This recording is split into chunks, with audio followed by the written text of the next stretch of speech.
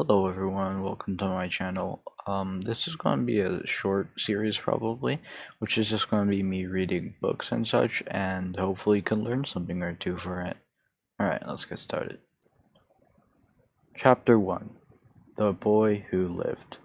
Mr. and Mrs. Dursley of Number 4 Privet Drive were proud to say that they were perfectly normal. Thank you very much. They were the last people you'd expect to be involved in anything strange or mysterious, because they just didn't hold with such nonsense. Mr. Dursley was the director of a firm called Grunnings, which made drills. He was a big, beefy man with hardly any neck, although he did have a very large mustache. Mrs. Dursley was thin and blonde, and had nearly twice the usual amount of neck, which came in very useful as she spent so much of her time craning over garden fences, spying on the neighbors. The Dursleys had a small son called Dudley, and in their opinion there was no finer boy anywhere. The Dursleys had everything they wanted, but they also had a secret, and their greatest fear was that somebody would discover it. They didn't think they could bear it if anyone found out about the Potters. Mrs. Potter was Mrs. Dursley's sister, but they hadn't met for several years. In fact, Mrs. Dursley pretended she didn't have a sister, because her sister and her good-for-nothing husband were as un-Dursleyish as it was possible to be. The Dursleys shuddered to think what the neighbors would say if the Potters arrived in the street. The Dursleys knew that the Potters had a small son, too, but they had never even seen him. This boy was another good reason for keeping the Potters away. They didn't want Dudley mixing with a child like that. When Mr. and Mrs. Dursley woke up on the dull gray Tuesday, our story starts. There was nothing about the cloudy sky outside to suggest that strange and mysterious things would soon be happening all over the country. Mr. Dursley hummed as he picked out his most boring tie for work, and Mrs. Dursley gossiped away happily as she wrestled a screaming Dudley into his high chair.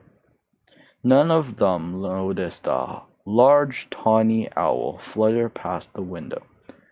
At 8:30, Mr. Dursley picked up his briefcase, pecked Mrs. Dursley on the cheek, and tried to kiss Dudley good-bye, but missed because Dudley was now having a tantrum and throwing his cereal at the walls. "Little tyke," chortled Mr. Dursley as he left the house. He got into his car and backed out of Number 4's drive. It was on the corner of the street that he noticed the first sign of something peculiar: a cat reading a map. For a second, Mr. Dursley didn't realize what he had seen. Then he jerked his head around to look again. There was a tabby cat standing on the corner of Privet Drive, but there wasn't a map in sight. What could he have been thinking of? It must have been a trick of the light. Mr. Dursley blinked and stared at the cat. It stared back. As Mr. Dursley drove around the corner and up the road, he watched the cat in his mirror. It was now reading the sign that said Privet Drive. No, looking at the sign. Cats couldn't read maps or signs. Mr. Dursley gave himself a little shake and put the cat out of his mind. As he drove toward town he thought of nothing except a large order of drills he was hoping to get that day. But on the edge of town drills were driven out of his mind by something else. As he sat in the usual morning traffic jam, he couldn't help noticing that there seemed to be a lot of strangely dressed people around. People in cloaks. Mr. Dursley couldn't bear people who dressed in funny clothes, the get-ups you saw on young people. He supposed this was some stupid new fashion. He drummed his fingers on the steering wheel, and his eyes fell on a huddle of these weirdos standing quite close by. They were whispering excitedly together. Mr. Dursley was enraged to see that a couple of them weren't young at all. Why, that man had to be older than he was, and wearing an emerald green cloak. The nerve of him! But then it struck Mr. Dursley that this was probably some silly stunt. These people were obviously collecting for something. Yes, that would be it. The traffic moved on, and a few minutes later Mr. Dursley arrived in the Grunnings parking lot, his mind back on drills. Mr. Dursley always sat with his back to the window in his office on the 9th floor. If he hadn't, he might have found it harder to concentrate on drills that morning. He didn't see the owl swoop. Alright, now I know that the reading part ended quite abruptly, but we are now starting the second part of this video, which will be some, I guess, vocabulary that you must learn for this chapter, or 3 pages, if I say more accurately.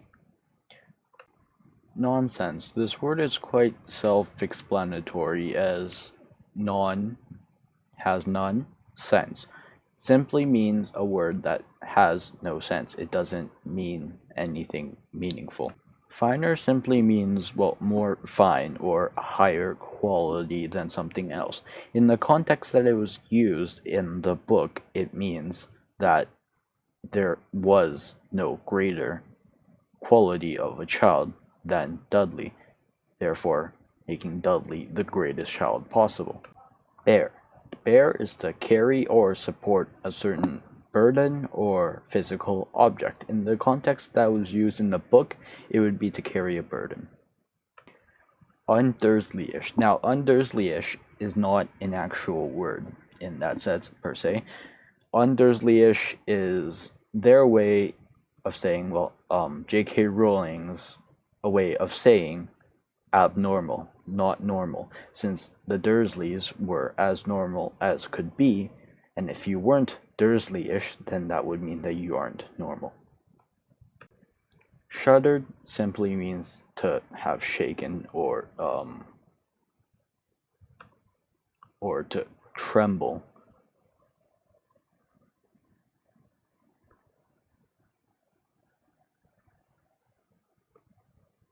Pecked. Now, pecked can mean a lot of things, but in the context of the book, it simply means that Mr. Dursley kissed Mrs. Dursley. Tantrum. An uncontrolled outburst of anger and frustration. Now, this is usually in young children and is pretty much an uncontrolled let out of all your rage. Tyke. Tyke means small child. Peculiar. Strange, odd, unusual, and other such. Get-ups. A style of dress. Most of the time, you would refer to a style of dress that is unusual or elaborate when using the term get-up. Get-ups. Get-ups are a style of fashion. Most of the time, they are elaborate or unusual styles of fashion in nature. Drummed, to produce noise in a rhythmic fashion. Weirdos. Weirdos are just people who support an unusual or peculiar set of beliefs. Alright everyone, that'll be just about it for today. If you enjoyed the video, give me a like and a subscribe, it really helps. If you didn't like it, well then you can, tell me what I did wrong in the comments. I'm open to criticism, and also you can just not subscribe and like. So yeah. Bye for now guys, see you guys in the next one.